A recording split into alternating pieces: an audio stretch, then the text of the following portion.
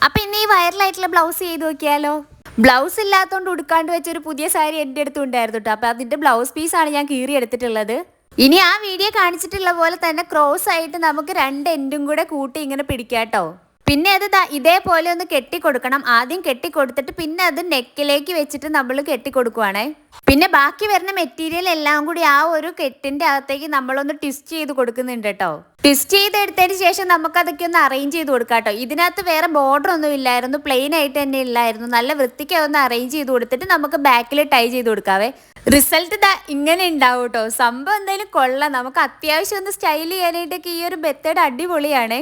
ആ വീഡിയോ കാണിച്ച പോലെ മെറ്റീരിയലിൽ കുറച്ച് ബോർഡറും കൂടെ ഉണ്ടായിരുന്ന ഈ ഭംഗി കുറച്ച് കൂടിയാണ് കേട്ടോ. ഈ സാരിയുടെ മെറ്റീരിയൽ കുറച്ച് പറന്നതായിട്ട് ഞാനൊന്ന് പ്ലീറ്റ് എടുത്ത് നോക്കിയതാട്ടോ. പക്ഷെ പ്ലീറ്റിനേക്കാൾ നല്ലത് ഓപ്പൺ പല്ലു തന്നെയാണ്. അപ്പൊ നിങ്ങൾക്ക് വീഡിയോ ഇഷ്ടപ്പെട്ടെങ്കിൽ ലൈക്ക് ചെയ്യാനും കമന്റ് ചെയ്യാനും മറക്കണ്ട. അടുത്ത വീഡിയോ കാണാം. Bye guys.